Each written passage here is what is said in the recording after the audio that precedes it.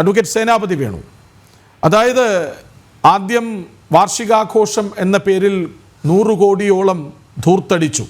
ഇപ്പോൾ മന്ത്രി മുഹമ്മദ് റിയാസ് ടൂറിസം വകുപ്പിൻ്റെ പേരിൽ 10 കോടി ചെലവാക്കുന്നു പരസ്യത്തിനു വേണ്ടി. ഈ തകർന്ന തറവാട്ടിലെ കാരണവർ പിണറായിയും കാര്യസ്ഥൻ മുഹമ്മദ് റിയാസുമോ?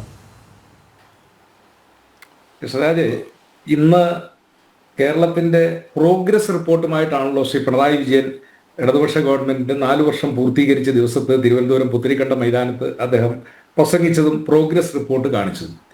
അപ്പോൾ അദ്ദേഹത്തിന്റെ കണക്ക് പ്രകാരം, പ്രോഗ്രസ് റിപ്പോർട്ട് പ്രകാരം 100 മാർക്ക്. അത് നമുക്ക് അക്കാര്യത്തിൽ അത്ഭുതമില്ല. കാരണം എന്നെക്കുറിച്ച് ഇപ്പം ഞാൻ വാല്യുവേഷൻ ചെയ്യുകയാണെങ്കിൽ, കൃഷ്ണരാജ് സ്വയം വാല്യുവേഷൻ നടത്തുകയാണെങ്കിൽ, എൻ്റെ പഴയ നേതാവ് സുരേഷ് ബാബു സാറിനെ കുറിച്ച് അദ്ദേഹം വിലയിരുത്തൽ നടത്തുകയാണെങ്കിൽ, നമ്മളെല്ലാവരും നമ്മളെക്കുറിച്ച് മിടുക്കൻ എന്നേ പറയുള്ളൂ. 100 മാർക്കും നമുക്കിടും എന്നുള്ളതാണ്.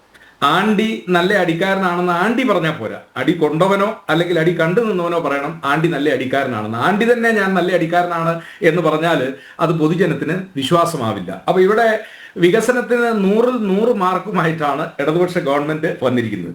ഞാൻ 20-ാം തീയതിയിലെ ഇന്ത്യൻ എക്സ്പ്രസ് ദിനപത്രം, ഇപ്പോൾ നിങ്ങൾ എല്ലാവരും കണ്ടു കാണും, സുരേഷ് ബാബു സാർ അത് ഇവിടെ കണ്ണോടിച്ചിട്ടുണ്ടാകും എന്ന് ഞാൻ വിചാരിക്കുകയാണ്. കേരളത്തിലെ വിവിധ തുറകളിലുള്ള 6 പ്രമുഖ വിദഗ്ധർ, അതിലൊന്ന് ശ്രീമതി ലിഡ ജേക്കബ് ആണ്. അവർ റിട്ടയർഡ് IAS ഓഫീസർ ആയിരുന്നു, നമ്മുടെ വിദ്യാഭ്യാസ സെക്രട്ടറി ആയിട്ട് പ്രവർത്തിച്ച ആളാണ്. അടുത്തത് ശ്രീ T ബാലകൃഷ്ണൻ, അദ്ദേഹം അഡീഷണൽ ചീഫ് സെക്രട്ടറി ആയിരുന്നു. പിന്നെ ഒരു ധനുരാജ് എന്ന് പറയുന്നയാൾ, അദ്ദേഹം ഇതിൽ പറഞ്ഞിരിക്കുന്നത് പോളിസി അനാലിസ്റ്റ്. അടുത്തത് ഒരു ലൈല സുധീഷ്, അവർ എന്റർപ്രണറാണ്. ശ്രീ ബാബു ജോസഫ്, അദ്ദേഹം director of school of communication SH college Thevara. അടുത്തയാള് ശ്രീ ടോണി തോമസ്, അദ്ദേഹം ഗ്ലോബൽ എക്സിക്യൂട്ടീവ്. ഈ 6 പേര് കൂടി കേരളത്തിലെ 20 മന്ത്രിമാരെയും അസസ് ചെയ്തുകൊണ്ട് അവരുടെ ഒരു പ്രോഗ്രസ് റിപ്പോർട്ട് അവര് ഇന്ത്യൻ എക്സ്പ്രസ് ദിനപത്രത്തിൽ കഴിഞ്ഞ 20-ാം തീയതി ഗവൺമെന്റിന്റെ 4-ാം വാർഷികം പൂർത്തിയായ ദിവസം കൊടുത്തിരിക്കുകയാണ്. പക്ഷെ അത് കൗതുകകരമായിട്ട് നമ്മൾ അറിയേണ്ടത്, ഇപ്പൊ ഇവരാരും എന്തെങ്കിലും അസസ്മെന്റ് നടത്താൻ സമ്പൂർണമാണ് എന്നൊന്നും ഞാൻ കരുതുന്നില്ല. പക്ഷെ അവരൊക്കെ സമൂഹത്തിന്റെ വിവിധ തുറകളിൽ മികവ് പ്രകടിപ്പിച്ച ആളുകളും ഇതൊക്കെ കൃത്യമായി അനലൈസ് ചെയ്യുന്നവരും പഠനം നടത്തുന്നവരുമാണ്. അവർ 20 മന്ത്രിമാരെ അനലൈസ് ചെയ്തിരിക്കുന്നതിൽ നമുക്കറിയാമല്ലോ, ശരാശരി എന്ന് പറഞ്ഞ 10-ലാണ് മാർക്ക് കൊടുത്തിരിക്കുന്നത്. നമ്മളൊക്കെ പണ്ട് 100 മാർക്കിന്റെ പരീക്ഷ എഴുതുമ്പോൾ 50 മാർക്ക് 50% അല്ലെങ്കിൽ 10-ൽ 5 കിട്ടിയാൽ അവനെ ശരാശരി ആവറേജ് സെക്കൻഡ് ക്ലാസ് മാർക്ക് എന്നാണ് പണ്ട് SLC പരീക്ഷയൊക്കെ എഴുതുന്ന എനിക്കും സുരേഷ് ബാബു സാറിന്റെ ഒക്കെ കാലഘട്ടത്തിൽ അന്നത്തെ മാർക്കിൽ പറയുന്നത്. ഇതിൽ നിങ്ങൾ അറിയേണ്ടത് 20 മന്ത്രിമാരിൽ 9 മന്ത്രിമാർക്കും കിട്ടിയിരിക്കുന്നത് 5-ൽ താഴെ എന്ന് പറഞ്ഞാൽ ശരാശരിയിൽ താഴെ. 20-ൽ 9 മന്ത്രിമാർക്ക് ഈ പാനല്, ഇന്ത്യൻ എക്സ്പ്രസിന്റെ പാനൽ ഞാൻ പറഞ്ഞല്ലോ സമ്പൂർണ്ണമാണെന്നോ ഇവരുടെ പഠനം അത് ഏതെങ്കിലും ആധികാരിക രേഖകളെ കുറിച്ച് അടിസ്ഥാനപ്പെടുത്തിയാണെന്നൊന്നും ഞാൻ അവകാശപ്പെടുന്നില്ല. പക്ഷേ അവർ പുറത്തുവിട്ടിരിക്കുന്ന ആ പഠന റിപ്പോർട്ടിൽ പറഞ്ഞിരിക്കുന്നത് 20 മന്ത്രിമാരിൽ 9 മന്ത്രിമാർ ശരാശരിയിൽ താഴെയാണ്. 8 മന്ത്രിമാരാണ് 5 മുതൽ 6 വരെ എന്ന് പറഞ്ഞാൽ 60% തികഞ്ഞിട്ടില്ല, ഫസ്റ്റ് ക്ലാസ് തികഞ്ഞിട്ടില്ല. 8 മന്ത്രിമാർ, 2 മന്ത്രിമാർ, അവരുടെ പേര് ഞാൻ പറയുന്നു.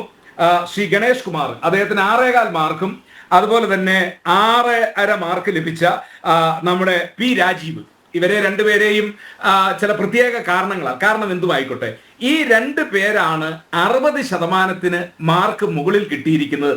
മുഖ്യമന്ത്രിക്ക് പോലും കിട്ടിയിരിക്കുന്നത് 60-ൽ താഴെയാണ്.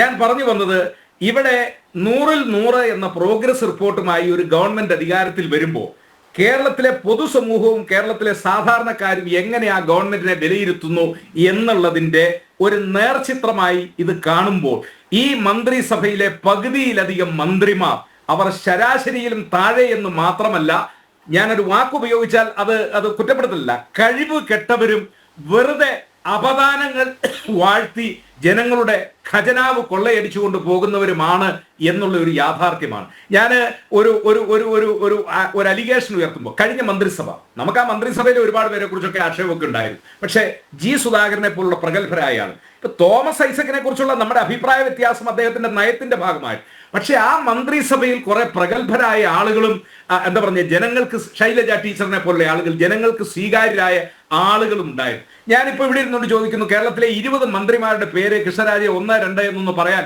അങ്ങേക്കും കഴിയത്തില്ല, ജയചന്ദ്രൻ സാറിനും കഴിയത്തില്ല, സുരേഷ് ബാബുവിനും കഴിയില്ല, എനിക്കും കഴിയില്ല. കാരണം ഇവരെ കുറിച്ചൊന്നും ജനങ്ങൾക്കൊരു ധാരണയുമില്ല. എന്തെങ്കിലും നെഗറ്റീവ് പ്രചരണത്തിന്റെ ഭാഗമായിട്ടാണ് ഇവരെയൊക്കെ ജനങ്ങൾ അറിയുന്നത്. അപ്പോ അങ്ങനെ ഒരു മന്ത്രിസഭ ആ മന്ത്രിസഭയുടെ 5 കഴിഞ്ഞ് പിന്നെ 5 പോട്ടെ 4 വർഷം പൂർത്തീകരിക്കുമ്പോൾ അവർക്കൊന്നും ജനങ്ങളോട് പറയാനില്ലാത്തത് കൊണ്ട് തങ്ങളെക്കുറിച്ചുള്ള അപദാനങ്ങൾ ഇങ്ങനെ വാഴ്ത്തുന്നതിന് വേണ്ടി ഈ ഹോർഡിങ്സും കട്ടൗട്ടറുകളും അതുപോലെ തന്നെ റീൽസും ഒക്കെയായി ഇറങ്ങിയിരിക്കുന്നു എന്നുള്ള ആ ഒരു ദുരന്തമാണ് ഇന്ന് കേരളം അഭിമുഖീകരിക്കുന്നത്. നിങ്ങൾ എല്ലാവരും ചൂണ്ടിക്കാണിച്ച കാര്യം ഞാൻ വീണ്ടും പറയുന്നു. 104 5 ദിവസമായി ആശാ വർക്കർമാരുടെ സമരം. അവരുടെ ഒരു മാസത്തെ ശമ്പളമല്ല അവർക്ക് കിട്ടുന്ന എന്താ പറഞ്ഞ കൂലിയോ വേതനോ എന്തോ ആയിക്കോട്ടെ, പ്രതിഫലമോ 7000 രൂപയാണ്. ഒരു 8000 രൂപ നിങ്ങൾ വർദ്ധിപ്പിച്ചു കൊടുക്കുകയാണെങ്കിൽ നമുക്ക് ബുദ്ധിമുട്ടില്ല. ഇന്നത്തെ പത്രത്തിൽ വരുന്ന വാർത്ത എന്താണ്? PSC ചെയർമാന്റെ ഓണറേറിയം അല്ലെങ്കിൽ ശമ്പളം 4.10, PSC അംഗങ്ങളുടേത് 4 ലക്ഷം. എന്ത് കഠിന ജോലിയാണ് ഈ PSC അംഗങ്ങളും ചെയർമാനും ഈ കേരളത്തിൽ ചെയ്യുന്നത്? PSC കാരൻ ചെയ്തതിന്റെ ദുരന്തം നമ്മൾ കണ്ടല്ലോ. വനിതാ പോലീസിന്റെ റാങ്ക് ലിസ്റ്റിൽ കഴിഞ്ഞ 16-ാം തീയതി കാലാവധി തീർന്ന ആ പെൺകുട്ടികൾ അവര് തിരുവനന്തപുരത്ത് നടത്തിയ സമരവും അവരുടെ കണ്ണീരും എന്താ അവരാഗ്രഹിച്ചത്? പഠിച്ചു, PSCയുടെ പരീക്ഷ എഴുതി, റിട്ടൺ ടെസ്റ്റ് കഴിഞ്ഞു, ഫിസിക്കൽ ടെസ്റ്റ് കഴിഞ്ഞു, മെഡിക്കൽ ടെസ്റ്റ് കഴിഞ്ഞു, റാങ്ക് ലിസ്റ്റിൽ വന്നു, ഒരു ജോലി. അത് കേരളത്തിലെ ഒരു ശരാശരി പൗരന്റെ ഒരു ആഗ്രഹമല്ലേ? ആ ജോലിക്ക് വേണ്ടി മുട്ടിലിഴിഞ്ഞും മുടി മുറിച്ചും എന്താ പറഞ്ഞ ആ കഠിനമായ വെയിലത്തും മഴയത്തും സമരം ചെയ്ത ആ പാവപ്പെട്ട പെൺകുട്ടികളെ നിങ്ങളുടെ ആവശ്യം, ഞങ്ങളുടെ 10 പേരെ നിയമിച്ചു, അതെ ഞങ്ങൾക്ക് വേക്കൻസി ഉണ്ടെന്ന് പറയാൻ ഒരു കമ്മ്യൂണിസ്റ്റ് മുഖ്യമന്ത്രിക്ക് ഈ കേരളത്തിൽ കഴിഞ്ഞില്ലല്ലോ. എന്നിട്ട് ആശാ വർക്കർമാരുടെ സമരത്തെക്കുറിച്ച് 20-ാം തീയതി ഗവൺമെന്റ് വാർഷികത്തിന്റെ പ്രചരണവുമായിട്ട് അദ്ദേഹം പറഞ്ഞെന്താ? അതൊക്കെ അടഞ്ഞ അധ്യായം. ശ്രീ പിണറായി വിജയൻ അങ്ങ് ആനപ്പുറത്തിരിക്കുന്നു, കുറച്ച് കഴിയുമ്പോഴത്തേക്കും മൂട് ചൂട് പിടിക്കും, അല്ലെങ്കിൽ ആന മടുക്കും. മൂട് ചൂട് പിടിച്ചാലും താഴെ ഇറങ്ങണം, ആന മടുത്താലും താഴെ ഇറങ്ങണം. താഴെ ഇറങ്ങുമ്പോൾ ആന പുറത്തിരിക്കുമ്പോ പട്ടിയെ പേടിക്കണ്ട, പക്ഷെ താഴെ ഇറങ്ങി കഴിയുമ്പോ പട്ടിയെ പേടിക്കേണ്ടതായിട്ട് വരും. കേരളത്തിലെ ജനങ്ങൾ ഇതൊക്കെ കാണുന്നു. ഇനി 11 മാസം കൂടിയുള്ളൂ. ആ 11 മാസം കൂടി കഴിയുമ്പോൾ കേരളത്തിലെ ജനങ്ങൾ നിങ്ങൾക്കെതിരെ പ്രതികരിക്കും. ആ പ്രതികരണത്തിന്റെ തോതെന്ന് പറയുന്നത് ശ്രീ പിണറായി വിജയൻ നിങ്ങൾ ചിന്തിക്കുന്നതിനുമൊക്കെ അപ്പുറത്തേക്കായിരിക്കും. കാരണം അതുപോലെ ബുദ്ധിമുട്ടിലാണ് ജനങ്ങൾ. ഈ നാട്ടിലെ പാവപ്പെട്ടവർ. ഈ ഗവൺമെന്റ് ഒരു വർഷം പൂർത്തീകരിക്കും. റേഷൻ കട ചെന്ന അരിയുണ്ടോ? അരി കിട്ടാനില്ല. കേന്ദ്രം കൊടുക്കുന്ന അരി എടുത്തോണ്ട് വരാൻ റേഷൻ കടക്കാരന് പൈസയില്ല, അവന് വണ്ടിക്കൂലി കൊടുക്കുന്നില്ല. അതാണ് സ്ഥിതിവിശേഷം. പേപ്പട്ടി കടിച്ച് ആശുപത്രി ചെന്ന പഴയ ഏതോ മരുന്ന് കൊടുക്കുന്നു, അവൻ പേ പിടിച്ച് മരിക്കുന്ന സ്ഥിതിവിശേഷം.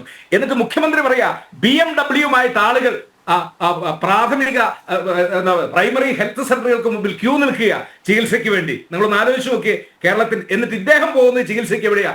അമേരിക്കയിൽ. ഏത് മേഖല നമ്മൾ പരിശോധിക്കാം. 437 സ്കൂളുകളിൽ ഇന്നലത്തെ ഒരു വാർത്ത വന്നതാണ്. അധ്യയന വർഷം ജൂൺ 2-ാം തീയതി തുറക്കുവാണല്ലോ. 437 സ്കൂളുകളിൽ എന്താ പറഞ്ഞ ഹെഡ് മാസ്റ്റർമാർ അവര് സ്ഥാനം ഏറ്റെടുക്കാൻ ആളില്ല. ഇത് സ്ഥാനം ഏറ്റെടുത്ത് കഴിഞ്ഞാൽ കുട്ടികൾക്ക് കൊടുക്കാനുള്ള ഉച്ചഭക്ഷണത്തിന് വേണ്ടി പണം ഉണ്ടാക്കാൻ തെണ്ടാൻ പോകണം. അവന്റെ വീട്ടിൽ പട്ടിണിയാകും.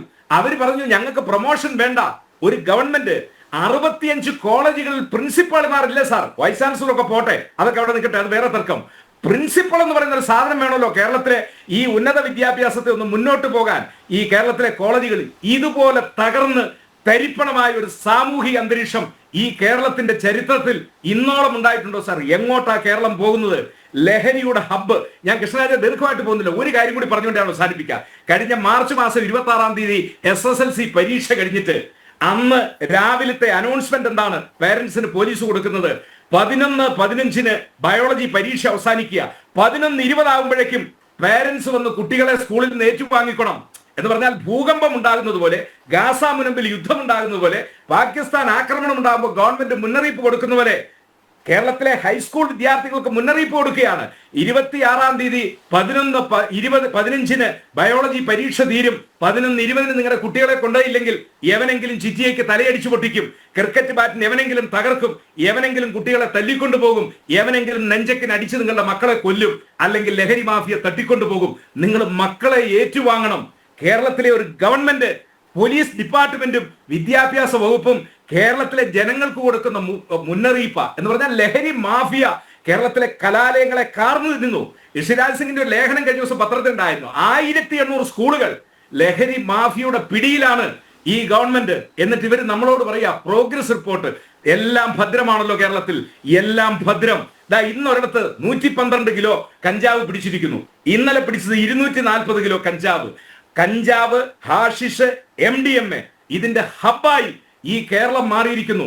ഇന്നലെ ഞങ്ങളുടെ നാട്ടിൽ നെടുങ്കണ്ടത്ത് മന്ത്രി അബ്ദുൾ റഹ്മാൻ വന്ന് കായിക വകുപ്പിന്റെ നേതൃത്വത്തിൽ കൂട്ടയോട്ടമാണ്. എന്തിനാണെന്നറിയോ? ലഹരിക്കെതിരെ. നിങ്ങൾ ഒരു കൂട്ടയോട്ടവും നടത്തണ്ട. പോലീസിനെയും എക്സൈസിനെയും ഉപയോഗിച്ചുകൊണ്ട് ലഹരി കൊണ്ടുവരുന്നവനെയും ലഹരി വിൽക്കുന്നവനെയും അകത്താക്കാനുള്ള നടപടി. അപ്പൊ പാർട്ടിക്കാർ ഇടപെട്ട് ശരി ഞാൻ അങ്ങയിലേക്ക് വരാം